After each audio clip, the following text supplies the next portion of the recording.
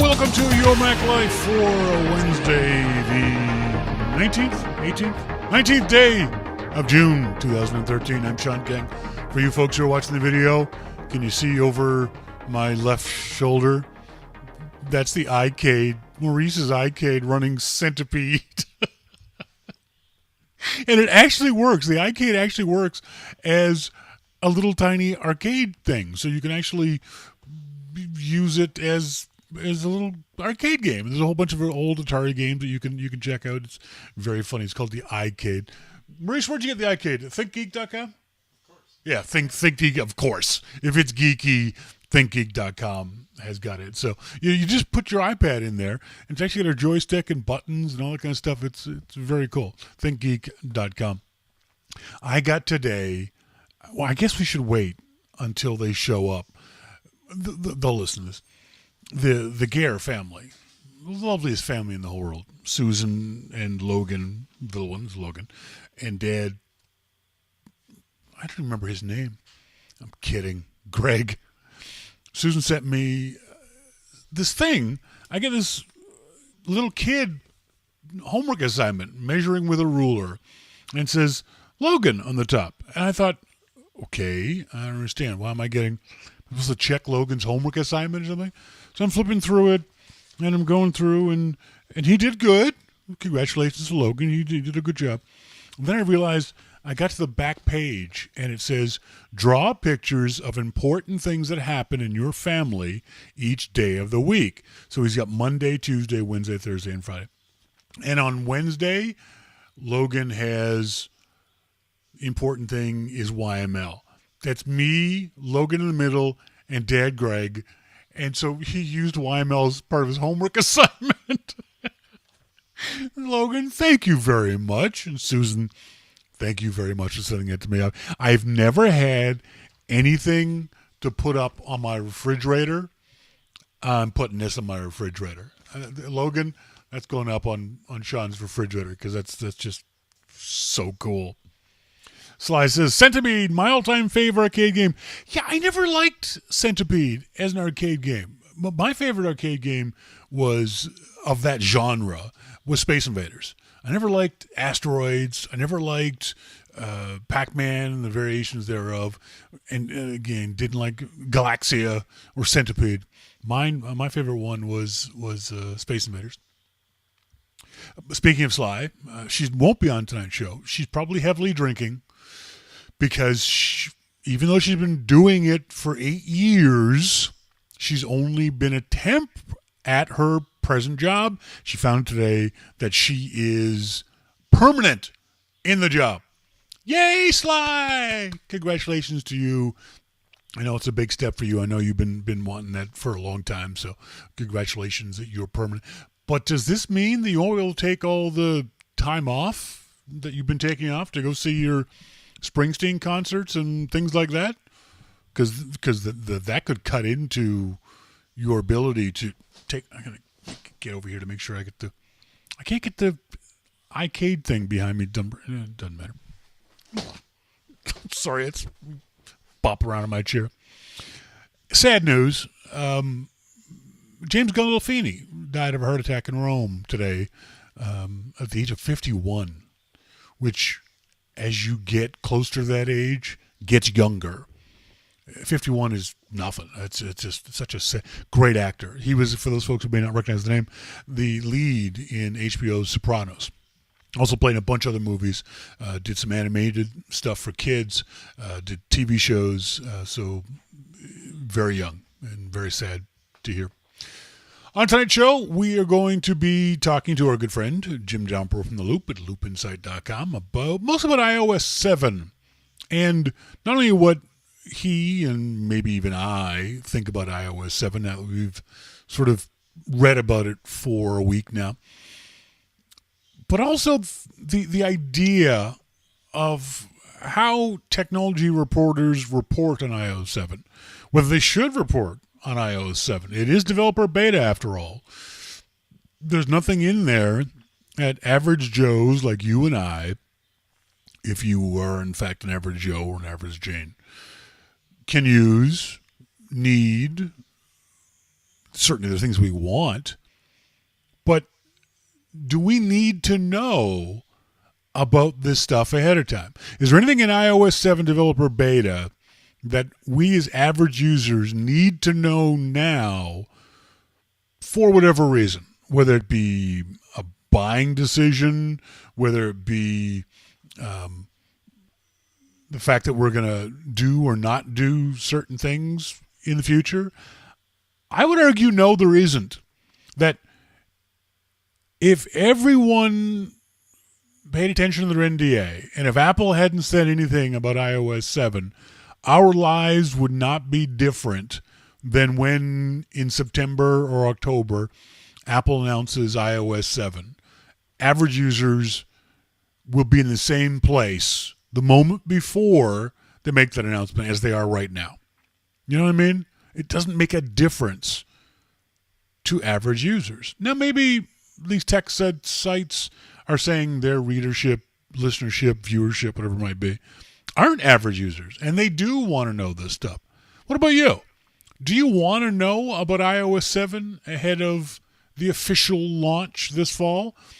Do you read these articles? Do you make decisions about iOS 7 based on these articles? Send me an email to onair@yourmaclifeshow.com. If you're a pro, if you develop, or you're a pro tech writer or a book writer, okay, yeah, I get that. But what about the average person? Do you want to know about iOS 7 ahead of launch in the fall? We're also going to be talking, because of that whole Prism thing that went on last week, and because I've been traveling a lot and using a lot of wireless internet access, I've been thinking more about VPNs, virtual private networks. And I don't know a whole lot about them. I know what they are. I couldn't explain it to you if I was forced to. So I read an interview with him over on MacObserver.com. Dave Peck of a newish group, piece of software called Cloak, getcloak.com, CLOAK.com.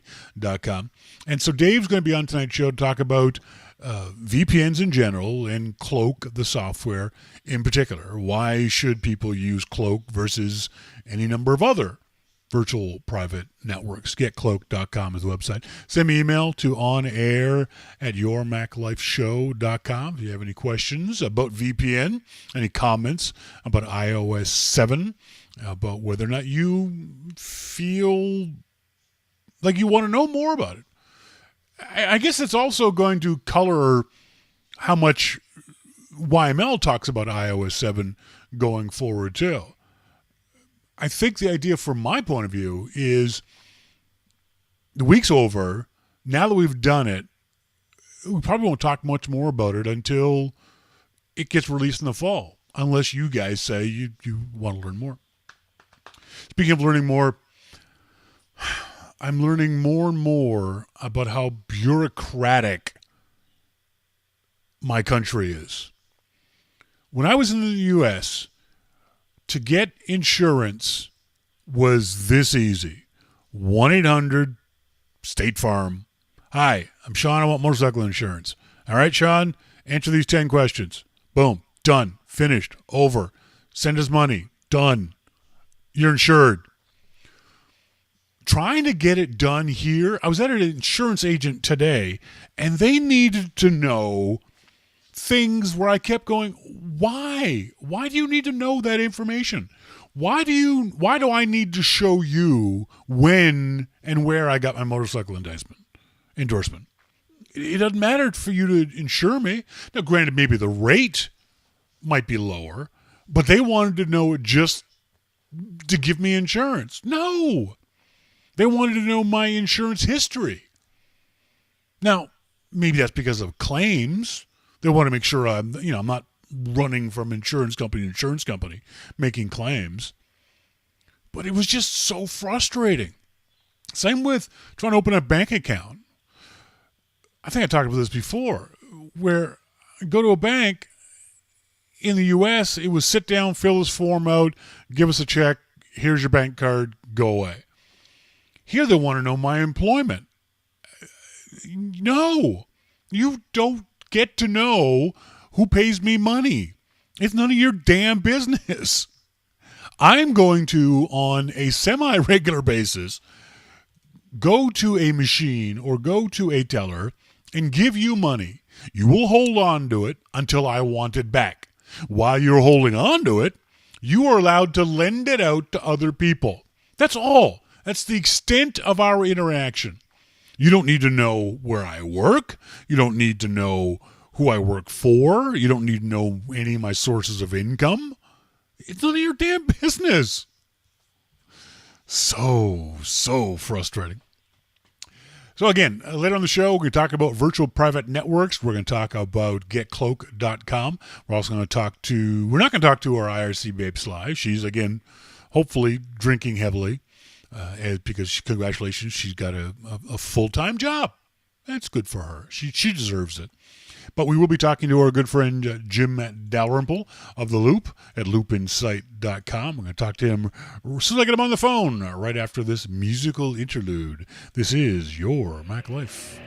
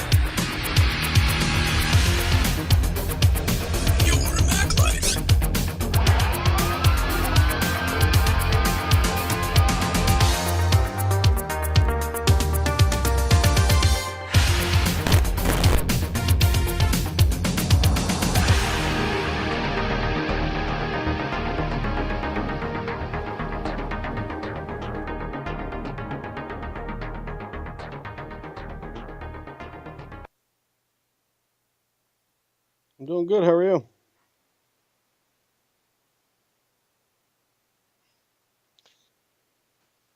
Yeah, it was fun.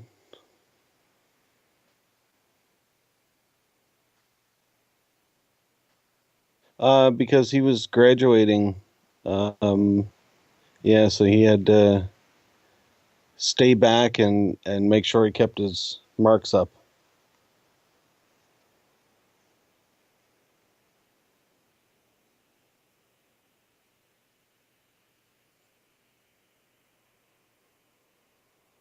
Well, Her boyfriend came. Yeah, yeah. So, it was good. It was a good trip.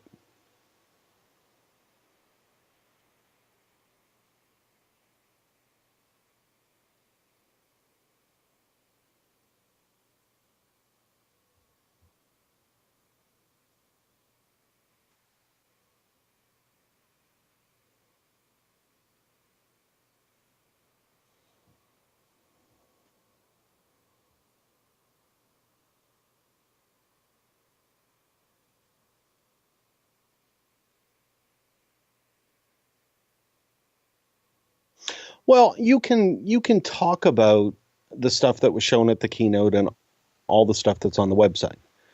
That's all fair game. But the rest of it, no, you're not supposed to be talking about it. Now, what's interesting here is that I personally I have a split that I like. I don't mind people discussing um, the design, some aspects of that, or features that are going to be there, but not to review it. People are posting bugs, and these are like mainstream sites. No. There's a bug in iOS 7, and it just kind of freaks out uh, um, regular users because they think that, oh my god, there's bugs in it already. Mm-hmm. They just released it, but it's a beta. You're not supposed to review it. You're not supposed to do that kind of thing. So my whole message was just for people to calm down. Don't worry about it. It's nowhere near done yet. I find it really disappointing when websites like All Things D had a quote unquote story about the supposed game controller stuff in the Apple TV iOS 7 beta. I think part of the problem that is it gets people's hopes up. I mean, Apple could pull that stuff from the beta tomorrow. We've seen Apple do that before. Have things in developer beta that, for whatever reason, get pulled out later on. Is it irresponsible for companies, for reporters, for news organizations to report on those kinds of details? Well, I would think that kind of stuff is under some kind of NDA, because they didn't talk about it. Yep. So it must be covered somewhere. I don't know. I mean, it does get people's hopes up, and Apple can put stuff in or take stuff out anytime. Mm-hmm. And there's just no way to know what's going to happen or what they're going to do. Is it okay for a reporter to take information from a developer? Every reporter who's smart enough to poke away at a keyboard knows that when a developer says, hey, this is in the OS 7 beta or in Mavericks beta, is it okay for a reporter to secondhand break that NDA? Is the reporter actually breaking NDA in your opinion?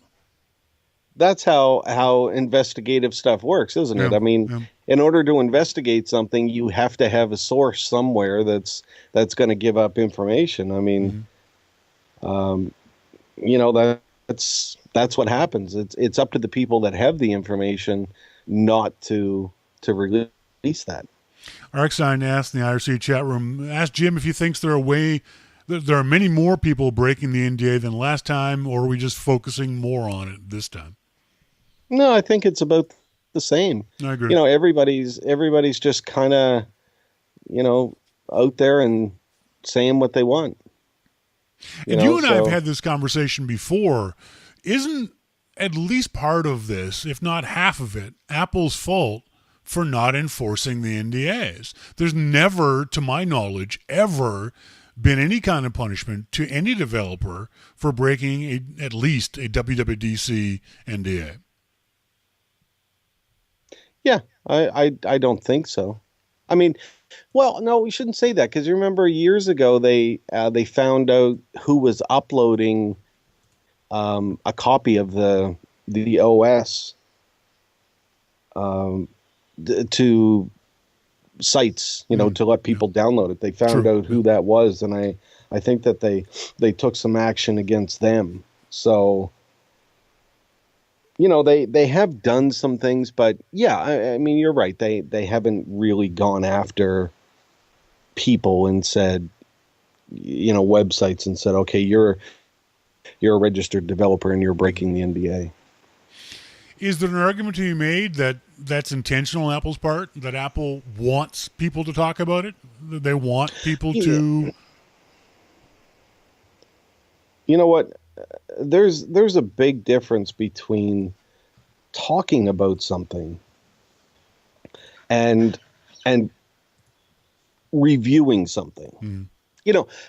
Designers, which I have found most interesting, have talked a lot about the design of iOS 7. And I find that very interesting. And I've posted a number of links to stuff like that. I don't find that to be a review. I find that to be,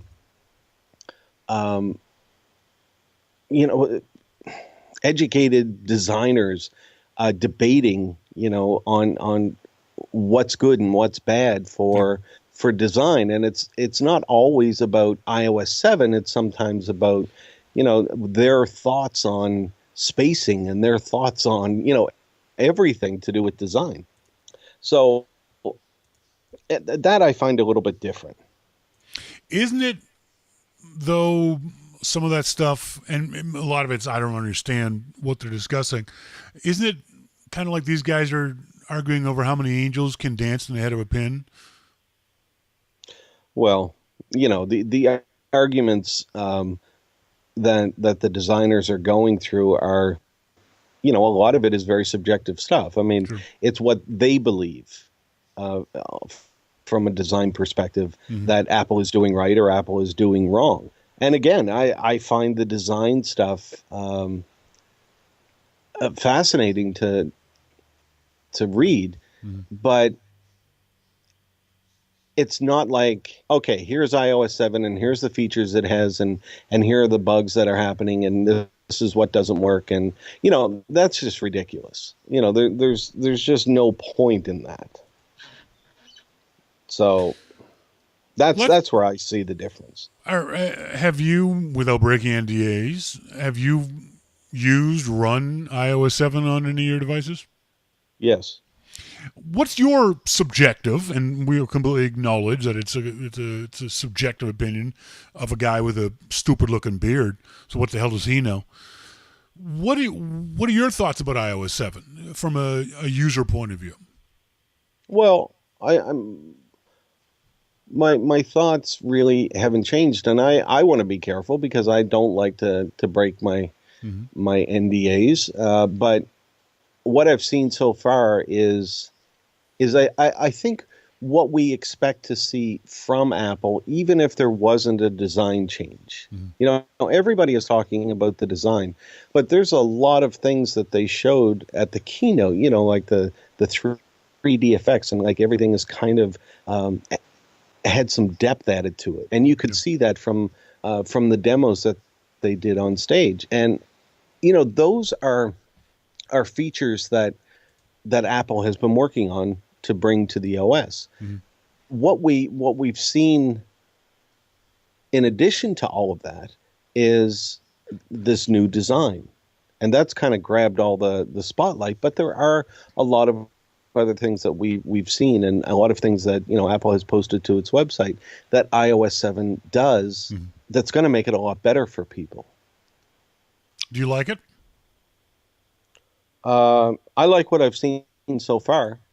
I said the day that it came out, that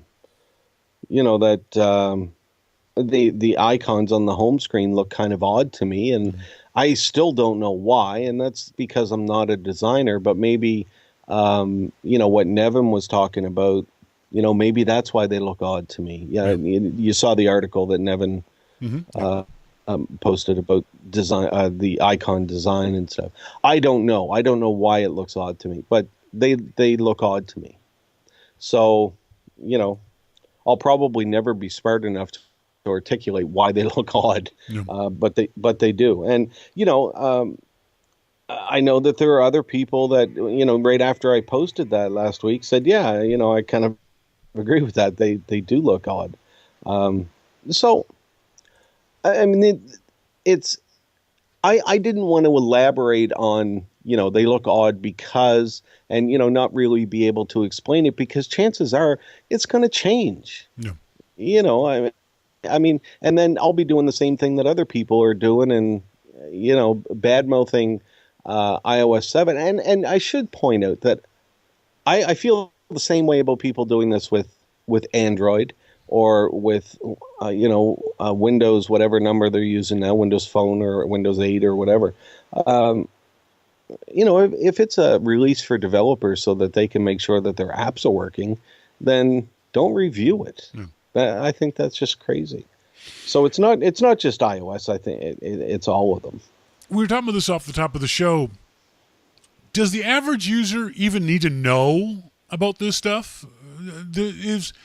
I said off the top that the day before Apple announces iOS 7 to the public on the next version of the iPhone, next version of the iPad, is going to make no difference than today to the average user. In other words, all this stuff that people are discussing and saying this is good, this is bad, the average user doesn't need to know this stuff, do they? Are they any richer, better off for having read The Loop or CNET or Macworld or anybody about these kinds of things? Should people just sort of back off completely and let Apple and developers do their thing and not worry about any of this stuff until September, October? Well, that's what we should do. Yeah. But that's not what happens. Yeah. I mean, people are addicted to this rumor stuff and to especially bad news. I mean, the web is like millions of ambulance chasers. Mm-hmm. They want to hear all the bad news. Yep. So if somebody comes out with a story that iOS 7 has a bug, which of course it does, sure, it probably has many of them. Yep. But if that's the case, then oh well. Yeah. People will go. They'll go to read that story, and people will see. Oh wow, look, he got a lot of traffic from that, so I'll do a story like that. Mm-hmm. Yep. So, as Brian Monroe says in the RC chat room, if it bleeds, it leads. It's sort of the same thing. If we can find some sort of conflict or drama. Now, see, I don't know how you feel about it, but I think that the whole design discussion is completely different because of the way that the designers and the ones that I'm reading are professional designers. This is what they do for a living. Mm-hmm. And they're critiquing somewhat what Apple is doing, but they're talking design points, mm-hmm. Changes that are being made, and that's why I find that interesting rather than critiquing features that are not yet done. They're talking more philosophically about design. It wouldn't be right to just hard-nosed criticize the design because it's not done yet either. I don't think.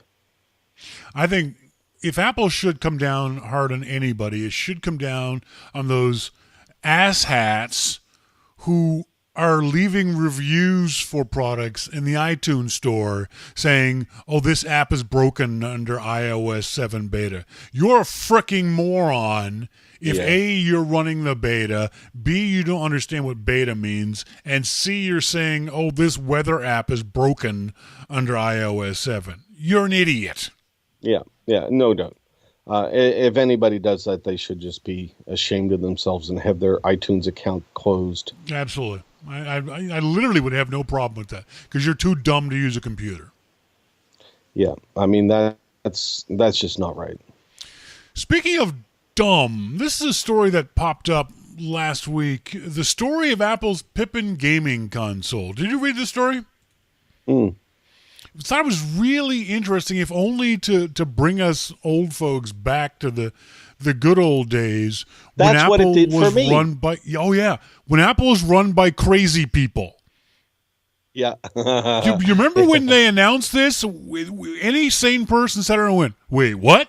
Apple's going to do what? What? They're going to invent a game console to compete against?" Well, at that point in time, God knows everybody. Yeah. What- Sega. So we just saw the Sega Dreamcast. It was out at the time. Do you remember what your thoughts were about the Pippin? I think you were at Mac Central at the time, and I certainly remember reading some stories about it. But give us your thoughts on the Pippin.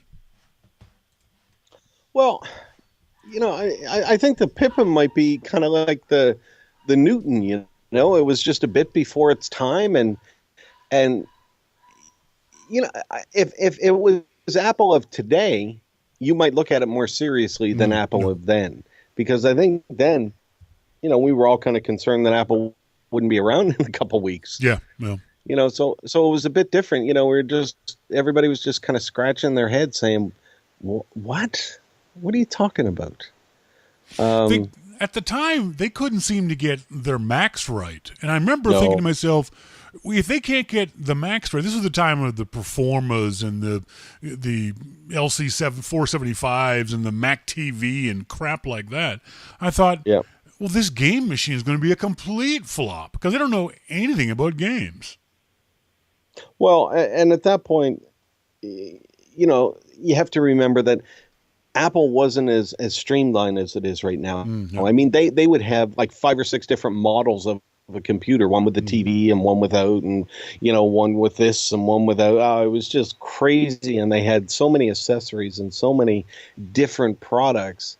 It was terrible.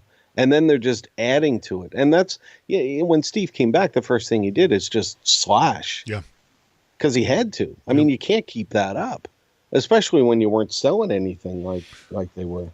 As Sherry Keller commented on the story I wrote on Sulia, she said, "I've heard of the Pippin, but they've had other products listed in the article I've never seen before. Power CDs, speakers, digital cameras, Apple Mac TVs. What were they thinking? No wonder Apple was Printers. a joke in the 90s. Yeah, I mean, they seem to. I think part of it was because upper management didn't have any focus on innovation, and what they were doing is just telling the engineers and the people, well, go make this, go make that. This is going to be huge. Go make this, and you ended up with just a truckload full of products that nobody really wanted. I mean, Apple was making external hard drives, encased in Apple cases, and the first external hard drive that I ever owned was an Apple external hard drive. It was a SCSI drive, and I think it had a Seagate Barracuda. Is that what the name was? It was really fast. It was like 15,000 RPM drive. It was just a monster, but it was 1 gigabyte and it cost me $1,000. 1 gigabyte. I could snort a gigabyte now for no kidding, $2. I mean, just crazy. So $1,000 for 1 gigabyte drive. And then, at that point I get a gigabyte drive and say, okay, well, I'm set for life now.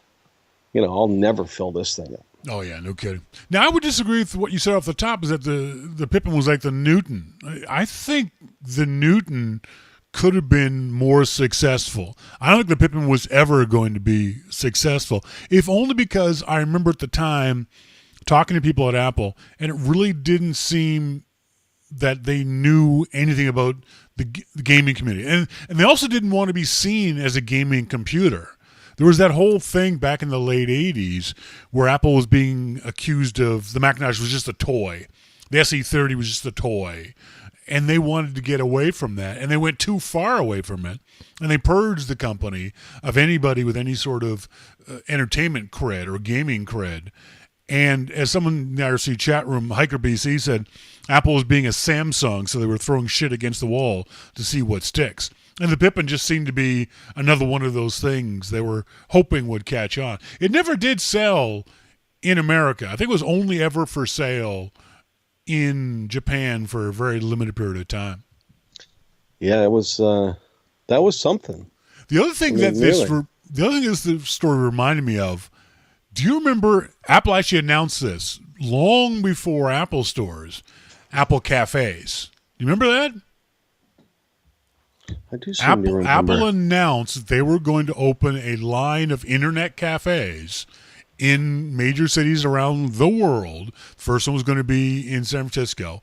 And this is, again, back in the days, the mid-'90s, late '90s, where internet cafes were an actual thing.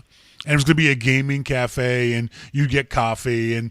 But it was very much like what the Apple stores became, the theater of the Apple stores.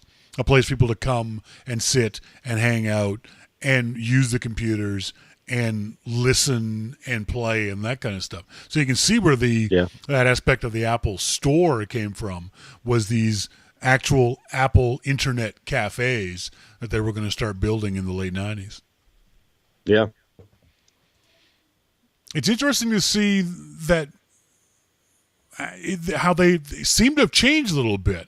And I don't know if it was because we're reading some of the information from the DOJ trial that's going on right now, where Steve Jobs had to be dragged kicking and screaming to certain things. Because Jobs was never a gamer.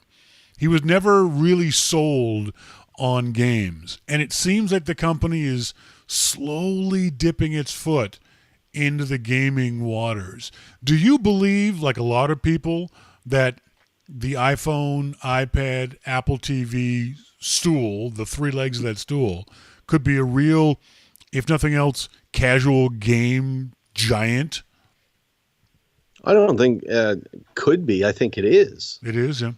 Yeah, I mean, you don't get people like EA and all of these big gaming companies coming in and making money for something that isn't established. I think it's already established as a great portable game market for Apple. And the thing is, the good part about this for Apple is that they're not doing anything different for games than what they are for regular users. True. So right now they're making the hardware device, and they're allowing the experienced gaming companies to make the games themselves. And it's I don't know how much of a risk it is for the game companies, to be honest with you right now, because they seem to be doing very well. As ArcSign in the RC chat room, and I agree with him. He says iOS is my major game platform right now. I agree. I don't play games on my Macintosh ever anymore. It's on my iPhone and primarily on my iPad. It's going to be interesting to see how, when, if, I think they are, Apple brings whatever aspects of that they can to the Apple TV. I think that's when Apple will become a true game killer. I think that's when they have the potential to put away Nintendo, to put away not Xbox, not PlayStation, but certainly to completely grab a huge section of the casual gamer market, if not even maybe the hardcore gamers. Well, I don't know how all of this stuff is going to work. When you look at doing the Apple TV part, how is it going to work for that? I don't know. I don't know what they have planned. If they have anything planned, it would make sense to me that they would, because the iPhone and the iPad could make for great controllers, because they turn and they do all this kind of crazy stuff. So, when you think about it, the iPhone, iPod, and iPad are probably some of the most advanced game controllers that we've ever seen. Mm-hmm, sure. With the accelerometer and different gyroscopes and everything that these things have. It's pretty impressive as a game thing. And we've seen games like Scrabble and poker where, the iPhone becomes your hand, like your playing card type thing, and hold your letters for Scrabble, and you shoot them out onto the iPad. That's great stuff. That's inventive. It's really good thinking by not just the big gaming companies, but a lot of the smaller companies. They're thinking on how to make this stuff work better, and that's what we need. I mean, I think we want Apple to say, we're going to make the best hardware that we can, and we're going to allow you guys to take advantage of everything that you can in that hardware. Yeah. And that's what I think that people want. You posted a story on the Loop, loopinsight.com. Apple adds Kings of Leon, others to iTunes Festival. This is the iTunes Festival. It takes place in London, England this coming September. Why is there no iTunes Festival in America? Have you ever asked anybody at Apple that? I actually haven't, to be honest with you. I've often wondered why that. They've been doing this for, I think, almost, I want to say 10 years in London, but it's never been in the U.S. Yeah, great question. I mean, I personally, I would love to see that. Yeah. But, I would love to go to London to see it. True, there's I mean, really, I mean, what a thing. It's free, and they have concerts every day for 30 or 31 days. 60 acts. The event features 60 acts and can be watched live from your computer on iTunes, Apple TV, or iPod, iPhone, or iPad. Lucky folks in London get to go see them live. How crazy is that? Yeah. How crazy is that? I mean, I would just love it. I would love that. Yeah. I want to fly over and see it. I want to go over right now and just sit there and wait. But I've always been curious as to why Apple. Now, I know that in this regard, Apple Europe and Apple USA are different entities. The Apple Europeans have always been able to do stuff that the Apple USA and certainly Apple Canada were never allowed to do. But this seems like a big enough deal and has been hugely popular over the last X number of years that I've always been surprised that we haven't seen this in Chicago or LA or New York or Dallas or whatever it is. This could rival South by Southwest musical if let's be honest here. From who would come to iTunes Festival Canada? Bryan Adams and who else? Come on. Oh, come on now. Who would come? Who? Oh, Bare Naked Ladies. Gordon Lightfoot. We can't even get Stompin' Tom Connors there anymore. He's dead. So, I mean, come on. We could do it in Sudbury. Yeah, that's just. Actually, I'm going to a music festival, a heavy metal festival that's in Montreal. I know. I heard that. I saw that you and your son are going. Yeah. It sounds very cool. Yeah, and that's what's the lineup of bands? Well, I mean, it's all metal. So you have metal and rock, I guess. I mean, Black Label Society's who's led by Zach Wilde, Ozzy's guitar player. Megadeth, a good personal friend of yours. Godsmack, just a lot of, and then there's a lot of smaller bands. Yeah, and it's actually a lot of those bands that my son wants to go see. He knows a lot of those bands, and I don't know them. Mm-hmm. So and he played me one of them in the car on the iPod. Played me one of them the other day, and I said, "Well, when they're on, I'll go get a sandwich or something." Yep. You kids and your crazy rock music. I thought the guy was like in my engine being cut up by the fan or something, Well, if nothing else, you and your son will fit in just great. Well, what was interesting about this is that I thought back and I actually found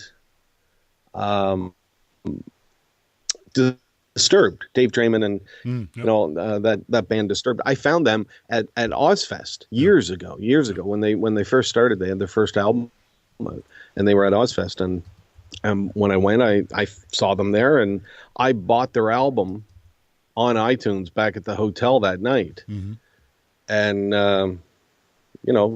loved them. They were great.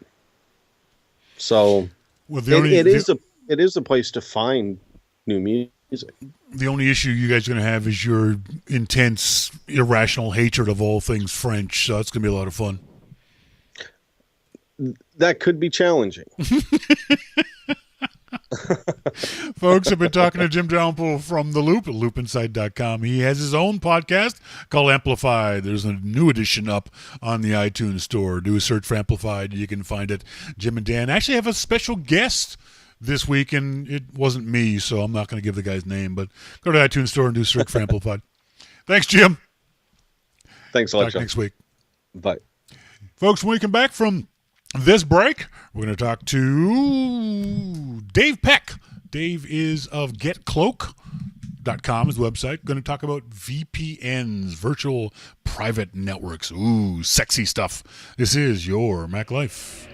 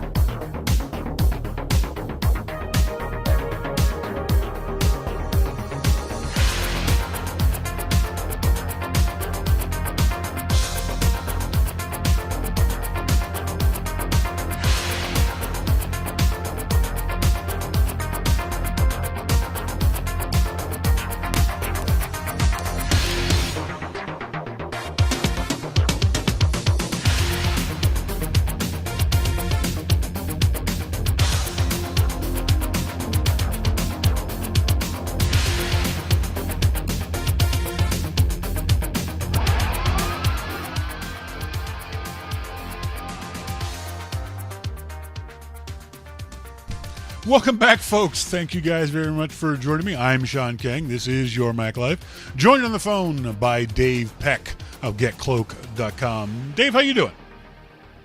Great. How you doing, Sean? I am good. Thank you very much for joining us. How's life in Calgary? It's cold, wet, miserable. It's a lot less fun than I expected. That's unfortunate. Sounds like Seattle. Except it never gets to minus 27 in Seattle.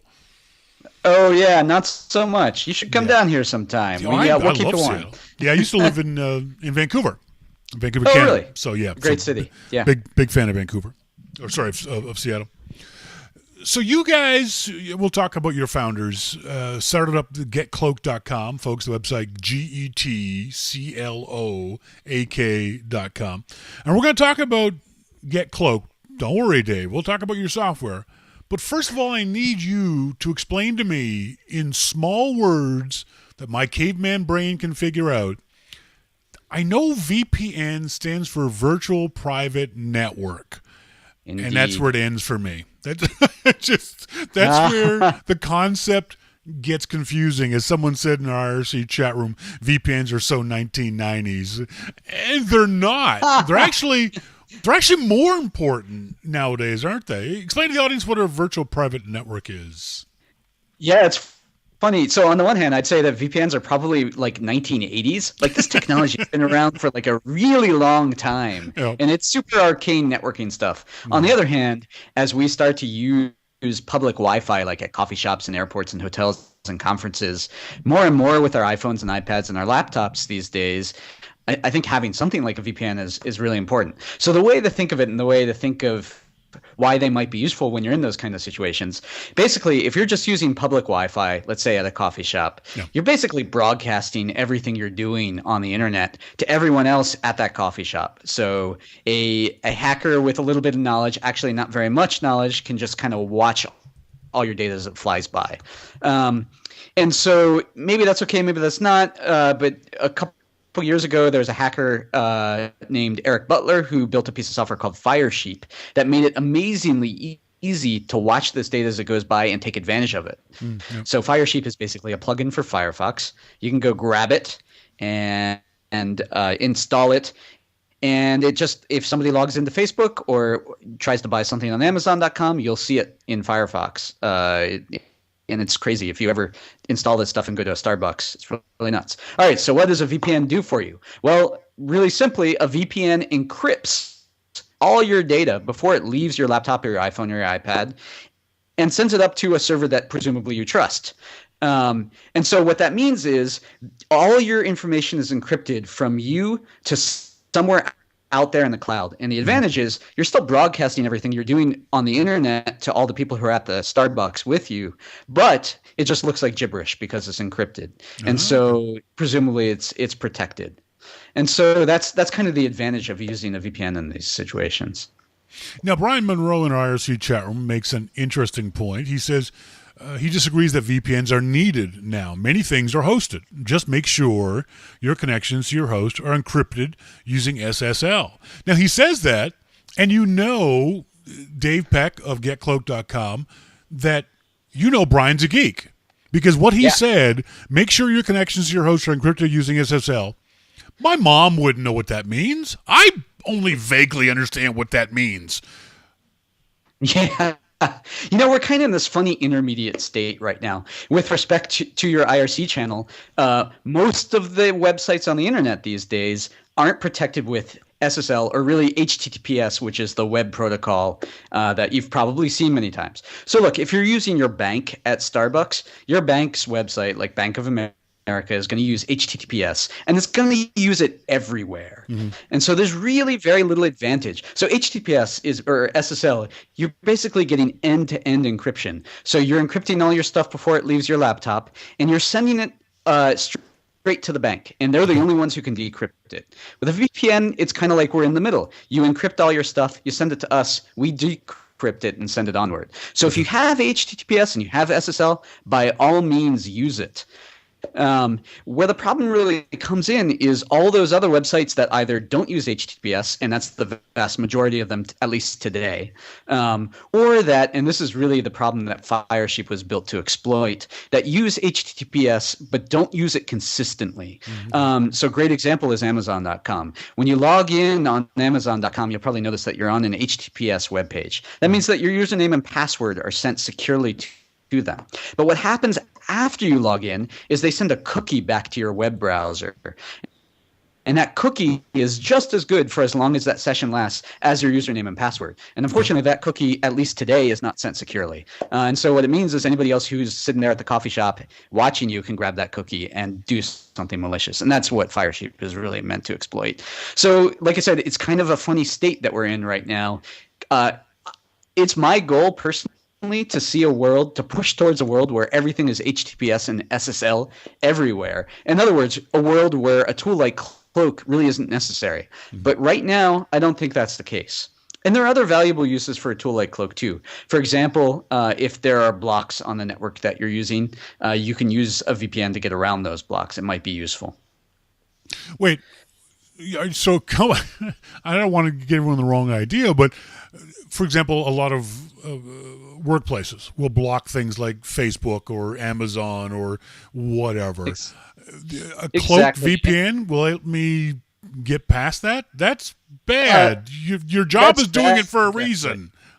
There are places where I think it's good. For example, we have a lot of customers in China right now. As you know, the Chinese government blocks a lot of stuff, and I think that that a tool like Cloak or a VPN could potentially be very useful there. Okay. But yeah, mostly what we want to focus on is keeping you safe online. And so we've tried to make Cloak kind of the absurdly easy way to do that. There are lots of VPNs out there. We want to be the Dropbox of VPNs because we just work. That's exactly why I wanted you to get on the show, because I vaguely understand VPNs and I know that I should be more secure, but where and how, but I don't want to think about it most of the time. And I certainly know, and I'm almost a geek. I'm almost a grown-up geek. But there's all kinds of average people I see at Starbucks or whatever who just walk up and join up to any wireless network. And I got to believe the vast majority of those people aren't using any kind of VPN. So I started trying to use VPNs, and oh, dear God, I don't want to have to figure out the configuration. I don't want to have to open up open.config/sys, whatever the hell it is. Neither do I. So you guys at GetCloak.com have sort of, correct me if I'm wrong in this description of it, taken the black magic out of VPN and just literally made it one big button that says click here, right? Yeah, that's exactly right. And on the Mac, we even go a step further. It's a big button that you don't even have to remember to press. Basically, so when you flip open your laptop lid and you connect to a new network, Cloak takes a look at the network and decides whether you trust it or not. By default, when you first install Cloak, it won't trust networks if they don't have a password on them, and Cloak will automatically secure your connection. So it's kind of like an easy button, I guess, if you've ever seen those commercials before. Yeah. And if you'd asked me a year and a half ago, are you guys going to be building VPN software? I would have thought you were nuts. I would probably have laughed you out of the building. But we were, so it was myself and my two friends, Peter Sigerson, who's another engineer like me, and Nick Robinson, who's a freelance graphic designer at the time. We were all doing lots of work from coffee shops in Seattle. There are like one or two of them. Yeah, just a couple. And just a few. And we found ourselves with like really caffeinated a lot, and really using unprotected wireless network to do sensitive work for our clients. And so, basically like you, I started to look at the state of the art of VPN services, and what I saw was exactly what you saw, which is, God, you got to install a configuration file, or maybe if you're lucky, you'll get a configuration file, but then you got to go get this other software, and nothing connects together, and you have to understand what you're doing really deeply. And it just seemed like there was an opportunity to take this arcane, but I think still valuable technology, and I wouldn't say just put a good coat of paint on it, but really rethink what the experience of using this thing should be. So that's really how we started working on Cloak. We had a early version out at the end of 2011, kind of in friends' hands, and then 2012 was basically, Cloak meets the real world. Networking software never survives its first contact with the real world. So we did a bunch of work on it through 2012, and then we went to Macworld earlier this year and kind of did the public 1.0 launch. Yeah. So hopefully we've done that. We want to take, because we've taken all the fiddly configuration stuff away and out of your hands, right? Yeah. So we run, one of the things that you have to know when you use a VPN is that they're servers. Like the VPN provider is running servers presumably in the cloud somewhere around the globe, maybe if you're lucky and you've got a good one. And we kind of hide all that from you. When you use Cloak, you don't have to know that where we're running our servers, how to connect to them. We just pick the best one for you every time you connect. So you never have to worry about that kind of stuff. So we're just trying to refine the experience. Susan Guerra in an IRC chat room says, I was forced to help set up a VPN once for work. If I hadn't been walked through the process step by step, it would not have happened. And that's the problem. It's like doing backups. If it's too complicated, people won't do it. If the VPN software is too complicated, people won't use it. Exactly. Honestly, even with Cloak, if I have to think about it at all, I won't use it, which is why I built that auto connect feature. I really don't want to have to think about it at all. So I'd love to hear some your guys in the IRC room, give Cloak a shot and let us know how we did. Like I said, we're only 3 guys, so if you send an email, you're probably going to end up getting me or Peter. That's right. The odds are, yeah. There's no one else, yeah. Brian Monroe in the IRC chat room says, ask him about NAT transversal and how well his software works with NAT. Right. Okay, so on the Mac, so Cloak's available for Mac, iPhone, and iPad. On the Mac, we actually, under the hood, secretly, although you never see this, we're built on top of OpenVPN, and we use SSL TLS basically to secure your connection. That works great with NATs, even weird, messed up NATs. It works just fine. On the other hand, on iPhone and iPad, on iOS, because we don't have a choice, we integrate with the system-wide VPN stack, and that uses IPsec. And probably Brian knows that IPsec and NATs are not always the best together. And honestly, this is a common support problem that we have. If NAT is broken, we find out about it pretty quickly. So this is kind of the best we can do right now on iOS. Like I said, on the Mac, we're using a protocol that's robust against all sorts of network zaniness. Okay. ArcSign says, Sean, can you ask your guest about something I recently heard about? Tor Anonymizer. Does he recommend it or know about it? torproject.org. Well, this gets on to something that is interesting to me now that I've learned a little bit about running a VPN service. Like, we're developers, so we kind of leapt before we looked. We didn't know anything about running an actual business around VPNs. And a lot of people think that VPN services like ours can keep you anonymous online, because under the hood, as a technical side effect, in my opinion, of what a VPN does, it changes your apparent IP address. Now, I just think of that as a side effect of keeping you safe, but a lot of people seem to think that that's the main event, and that if you change your IP address, you're somehow anonymous online. And I think that that's really kind of silly. A third-party VPN service like ours will change your IP address, but like if you change your caller ID, does that mean I can't figure out who you are? There are a million other ways to determine who you are if you're using the web, or if you're using BitTorrent. There are advanced forensic techniques to figure out who you are. So a lot of companies will go out there. A lot of VPN providers will go out there and say, "Hey, if you use us, you're anonymous online." And frankly, I think that's a load of horsepucky. I think that's just not true. So we're not very good for anonymity. If you want to be anonymous online, I really do think Tor is a much better way to do it. Tor is many things, but Tor is fundamentally a protocol for routing your packets in a way where every hop can know very little about where the next hop is going to be. So it's called onion routing, and it's really, really cool. If you want to stay anonymous online, I strongly recommend using Tor, and I strongly recommend using the Tor browser, because it does a lot of smart stuff about sandboxing cookies and a bunch of other stuff to keep you safe. It's definitely like a brave new world. It's not without its own problems, but it's a much better way to stay anonymous online than a third-party VPN service, in my opinion. So we're thinking that Cloak is more along lines for security. Tor is more along lines for anonymity. Yeah, that's right. I think that's true. And to be fair, in my personal opinion, no VPN service, no third-party VPN service like Cloak is very good for anonymity. Tor is great for that. Now, you made something earlier that I wanted to double back on and talk about, that Cloak basically is going to be the security guard for my wireless connectivity. That you said, and correct me if I misrepresent this, that Cloak blocks all Wi-Fi access until it checks to make sure that it's secure. Could you run me through that again of how Cloak steps between me and public Wi-Fi?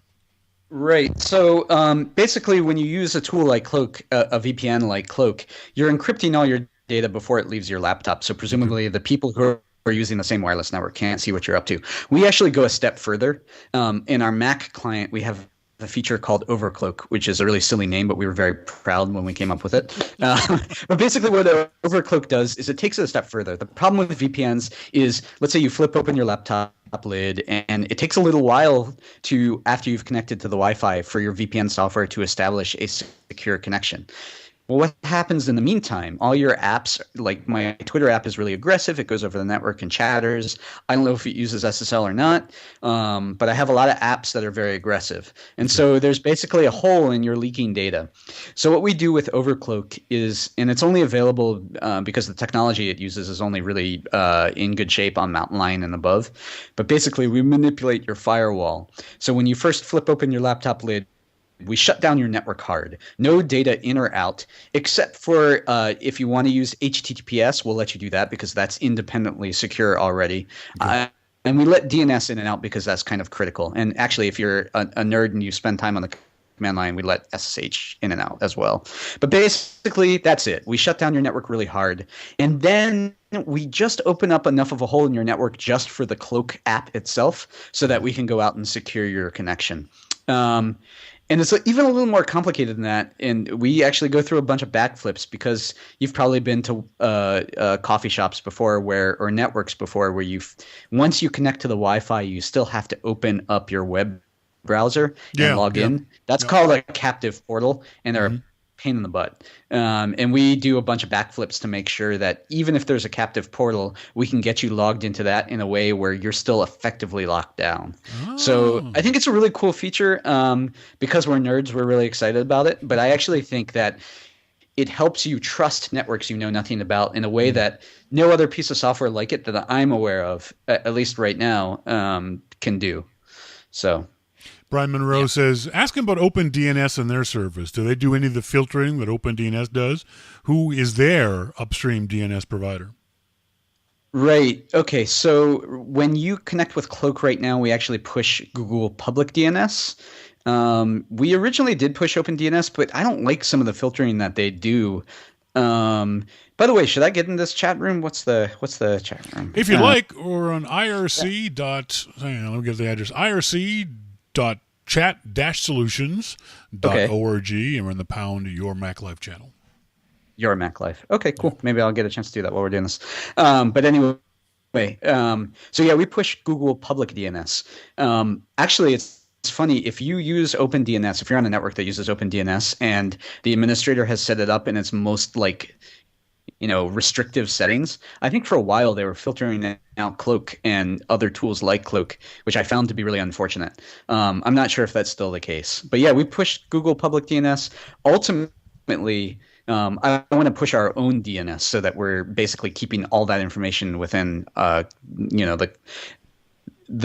Cloak sphere of influence too, although we're not doing that right now. Monty says, I'm impressed to hear him clarify that VPN does not equal anonymous. That definitely makes GetCloak stand out from many other cloud VPN companies. That's absolutely true. I was also impressed too, because most VPNs do say, oh no, you're completely anonymous. And again, VPN does not mean anonymous. It just means more secure. Now, you may take that to mean anonymous, but in fact, it's not true at all.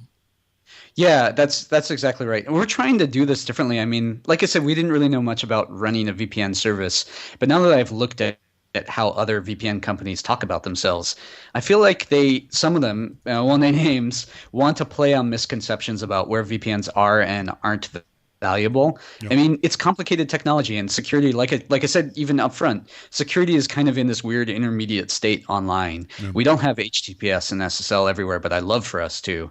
Mm-hmm. And so we want to make sure that we're as clear about that as possible. It's still pretty hard to be clear about it. I think, in my experience, it's still hard to communicate, especially to less savvy users, where the value really resides. But I hope that we're doing an okay job with that. And seriously, if you see something on our website that looks like nonsense, call us on it and we will fix it. We don't want any of that. But that being said, do you see Cloak as a geek tool or as something I would set up on my mom's iPad? I have it set up on my mom's laptop. So I'm hoping that we can broaden this. Originally, when we started going out and telling people about it, we were mostly telling geeks like us and basically saying, hey, we went off and built the version that you don't have to worry about anymore. You don't have to set it up yourself. You don't have to maintain the servers. You don't have to patch everything every time there's a security problem. We'll just do the right thing for you. But now I really want to start to get the word out much more broadly. And I'm hoping it's a tool that's useful to a wide range of Apple enthusiasts. Neo in the IRC chat room, does Cloak have multiple servers, including in Europe, that we can log into when we're over there? Or is Cloak just USA-based? No, we have servers around the globe. I can read off the current list if you give me 2 seconds. We are really actively working on growing our server selection. We use cloud VPS providers as our backend servers. So, because we're just 3 guys, this is the easiest way I know of to get servers around the globe right away. So, if you guys know Amazon Web Services, we're in every region there. Linode, Zerago, Gandhi, VPSNet, and a few others whose names I can't remember. But let's see, where are we right now? Sao Paulo, Rio, California, bunch of stuff up and down the West Coast, Ireland, Singapore, Sydney, Tokyo, bunch of stuff up and down the U.S. East Coast. We're in Paris, we're in Frankfurt, Atlanta, Dallas, London, Newark, New Jersey. But East again, Coast, that's Tokyo. something only geeks are going to care about. My mom, when she walks into a wireless network, hotel in Saskatoon, Saskatchewan. She doesn't care where that data is going. No, not at all. So like I said, behind the scenes, Cloak automatically picks the best connection for you every time. The way we do that on the Mac, we actually do something stupid called ping racing. We're basically just trying to figure out what's the latency to each of our servers right now. So every time you connect, we might choose a different server for you. On iPhone and iPad, because we have to use the built-in stack, we basically run a special DNS service that will take its best guess based on latency at where you should be routed to. We also have a feature called Cloak Transporter. So if you do care for government restrictions or like work reasons or whatever, if you do care what country you're connected to, you can actually specify, US, UK, whatever. Is this going to slow down my network connection? If it's got to go and search out and find the closest, do ping racing kind of stuff, does this mean that my net connection is going to be secure but slow? Right. So the whole point of all these backflips we do to pick the best server for you each time is to hopefully limit the impact on your performance. And like I said, it really isn't the bandwidth that we care so much about as it is the latency, which is like how long it takes to get packets back and forth to wherever it is you want to get them to. That we've really done a lot of work engineering work to make it better. But yeah, any VPS tool like Cloak is going to slow down your connection somewhat. And the only question is how good is the engineering and how little is the impact. And the reason that is like I said, you're encrypting all your data and you're sending it to one of our servers somewhere in the cloud. And then we're sending it onward to wherever it would have gone originally. So we're kind of like an extra hop along the way. So we've done a lot of work on the back end, and hopefully this is completely invisible to our users to make this good. And we always love getting reports about performance too. We take a really close look at it. MacMan says, very cool. Sounds like they've done their homework. Brian Monroe. Sean, any issues with battery life using the VPN on an iPad or iPhone?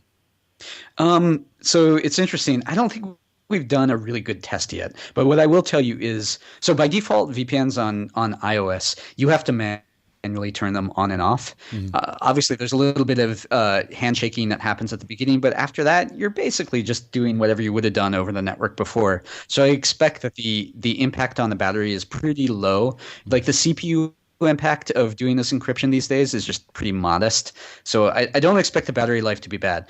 We do have a feature on iOS where you can actually flip us into like an aggressive always on mode. It's the best we can do right now. We don't have the like network sniffing that we have on the Mac. But if you turn that on and you're either switching wireless networks a lot or you're on a wireless network that goes up and down, then you do that handshake a ton. And I do see a bit of a battery drain there. So it's something to keep in mind. But I think it's not so bad. Like I use basically Cloak all day on my iDevices when I'm out and about, and it works great.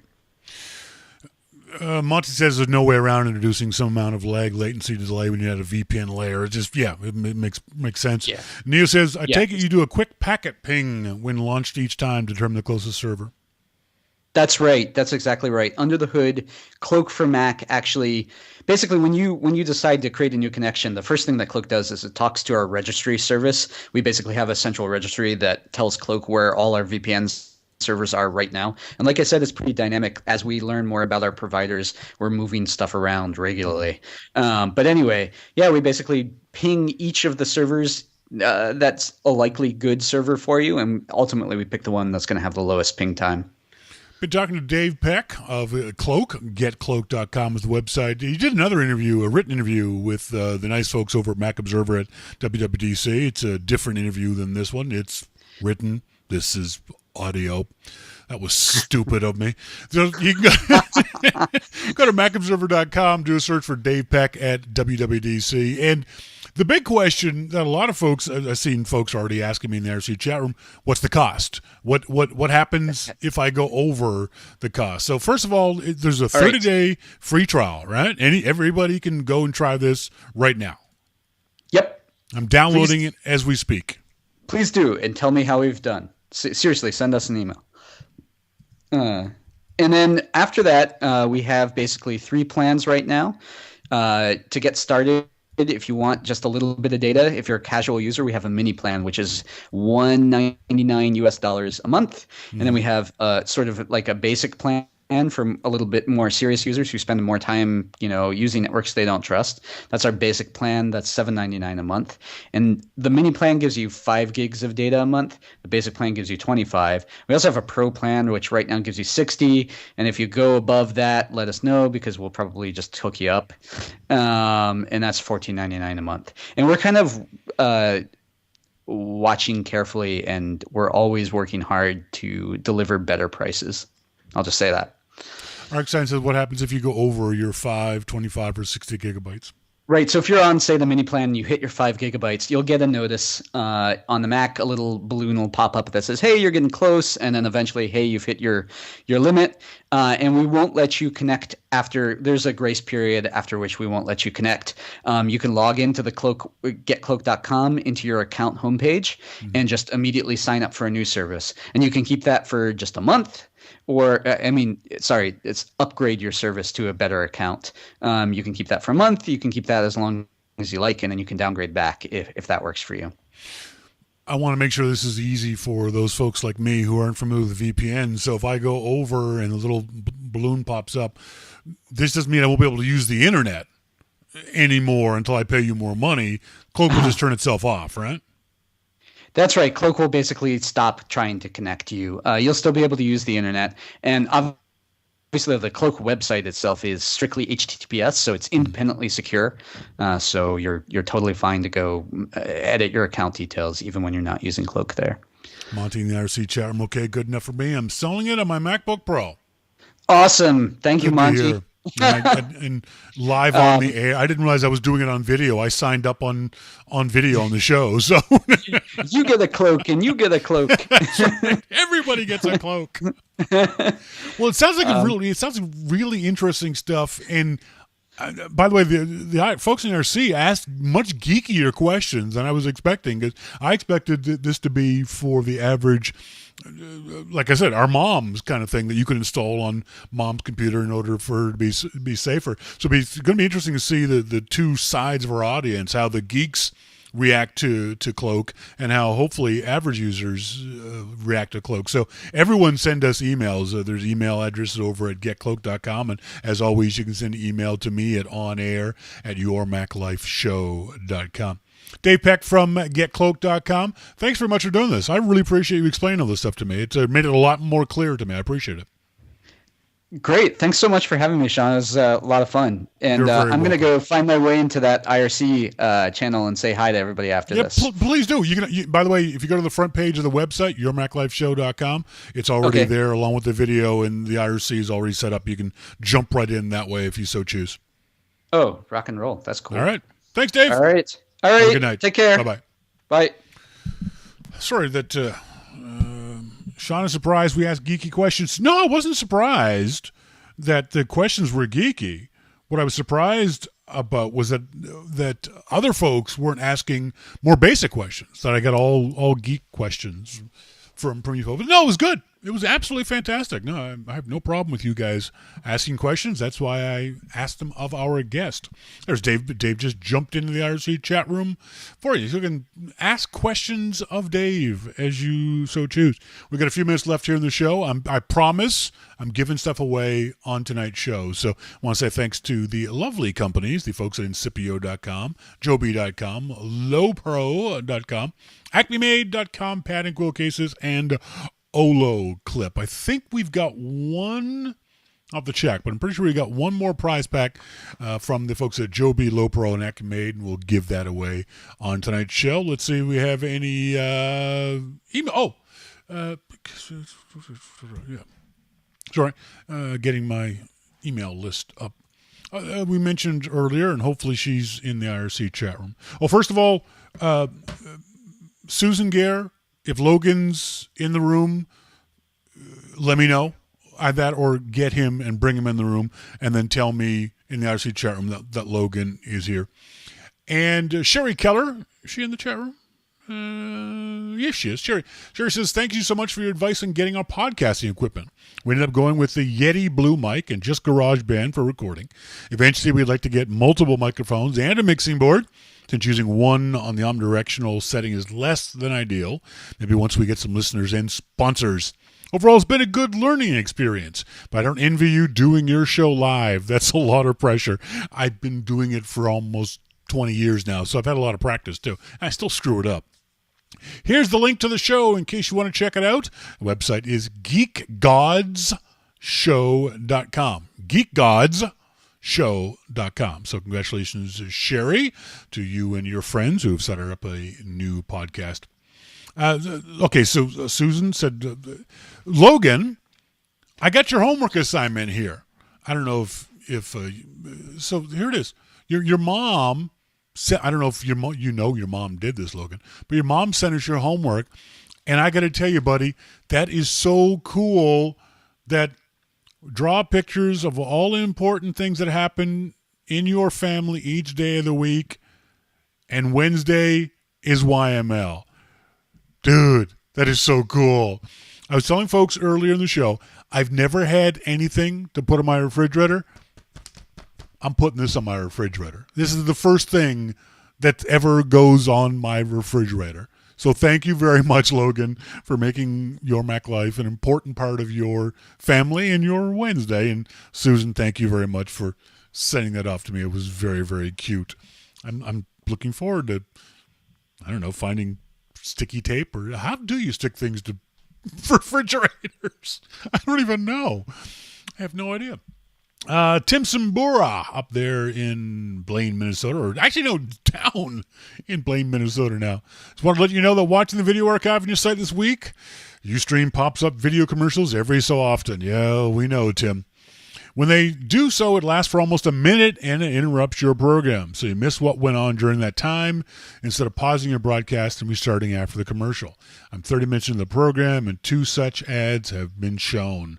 I don't mind the ads. That's what they need to do, but I do mind missing part of the program because of the ads. I agree, Tim. This has been an ongoing issue with Ustream for about a month now. I've got a new hosting provider. The problem is they don't know how to set up QuickTime streaming.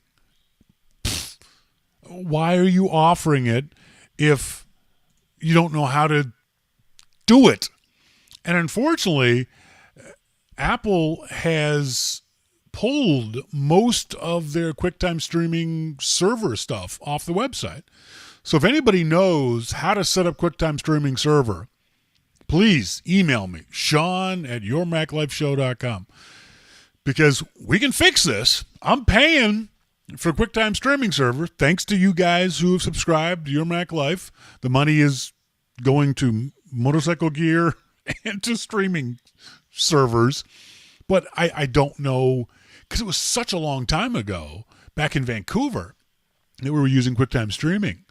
And so I've forgotten the procedure of how to use the Wirecast software to send it to a QuickTime streaming server and then to set it up so that you guys can see it. Once that's done, we're done with Ustream. We're kicking them to the curb with their stupid ads. So there's the problem, is I need to find out how to configure a QuickTime streaming server. So, yeah, Susan, you wouldn't believe that an ad just came on. I'd believe it. Bob Studer, some of you folks may have seen this story. Banff motorcyclist pursued by massive gray wolf along stretch of BC highway takes pictures. Okay, look, you're not actually being pursued if you can turn around and take pictures of the wolf. Okay, it's not that big a deal. It's not a big story. Everyone seems to want to make it into a big story, but it's really, from the point of view of folks here, it was just a wolf acting like a dog. He wasn't attacking the guy or anything. He wasn't doing anything dangerous, but it was blown up like that. Want to say thanks to Jean Tremblay, probably, our newest Your Mac Life subscriber. Thanks you, John. Les Posen says he bought a MacBook Air with the Core i7 and 512 gigabyte flash drive and a new time capsule. We'll run them with the current MacBook Pro as a main machine hooked up to a 24-inch monitor. But I'll take the Air on the road with me along with the iPad for my presentations and leave one bag behind. Totally drool-worthy, and got developer accounts to try out Maverick and iWork in the iCloud. Using Mavericks' new name is another way to say Apple's truly in the post-Jobs era. Les Posen in Australia. And Robert Scott, Clear Graphics. I stayed up last night and watched the WWDC keynote. The new software VP, Craig Federighi, seemed to enjoy bashing Scott Forstall's design directives in iOS 6 and Mountain Lion with comments about the virtual wood, virtual leather, and virtual green felt. I think Mr. Jobs would have had tighter reins on publicly criticizing recent Apple products in a keynote. Now, Rob, I agree with you to a certain extent, except those criticisms are being seen as less about the products and almost completely about Scott Forstall and his decisions. It's not a secret that Mr. Forstall was not well liked by the software guys at Apple, so that's probably where that comes from. He says, I kind of wonder if the new Mac Pro direction would have happened under Steve Jobs. Steve was always trying to avoid the octopus effect on your desk and get all of the cables and clutter out of sight. I think that is why Steve shipped Pro Tower with huge enclosures and huge internal expandability. With the new Mac Pro cylinder, all the expandability is outside of the case, creating a huge octopus clutter effect. I really like the new future Mac Pro, but these are just my initial reactions to the WWDC Apple keynote. It's an interesting point of view about whether Jobs would have allowed the Mac Pro. There's no doubt the design was dated and really wasn't all that from an external point of view. It was still a rectangular box. It wasn't anything special. I think Jobs would have been okay with the design of this Mac Pro because it is a sleek, sexy, cool-looking design. But I kind of understand and certainly agree that Jobs wouldn't have liked the clutter that this design is going to cause. I think he might have found a way to allow internal drive bays, basically make the machine as big as a Mac Pro. And one of the reasons why, one of the ways Apple shrunk that down so much is simply by pulling out the space inside that it can be argued a small percentage of Mac Pro users ever actually used. So, yeah, it's an interesting point of view. Thanks very much for your comments, Robert. I appreciate it. MacMan says that trash can design screams Jobs. Externally, yeah, it's definitely Jobs and Ive. Definitely those two guys. Let's wrap this thing up. I got a couple of minutes left. I'm going to give away some prizes. You folks in the let me get my folder.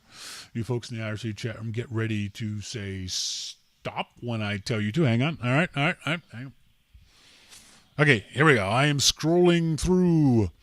Going to, as soon as someone says stop, we're going to give away one of the prize packs from the folks at Acme Made, Joby.com, and Lowpro. Come on, IRC. Yeah, I need your help here. Someone say stop. I've got a limited time. There we go. Brian Monroe says stop. This is going to go to Patrick Pelline. Patrick Pelline. Pelline. Congratulations to you, Patrick. You won a Joby prize pack. It consists of a Lowpro bag. I love my Lowpro bag. Also a Acme Made Bay Street sleeve and a Joby Grip Tight Gorilla Pod stand to hold your camera in all kinds of different cool, funky kind of ways. That's it for tonight's show. I want to say thanks very much to all you guys who tuned into the show live or via archive. Say big thanks to our good friend Jim Dalrymple at loopinsight.com. Congratulations to our IRC babe Sly again on her new permanent position. And a big thanks to Dave Peck of getcloak.com. Check it out. It's free. You get a 30-day free trial. Test it. See if it's as easy to use, as simple to use as Mr. Peck says it is. I've already signed up for my 30-day free trial, and you should too. GetCloak.com. And Dave, thanks very much for joining the fellow geeks in the IRC chat room. That's it for me. Until next week, as always, I've been Sean King, and you've been listening to Your Mac Life. See ya!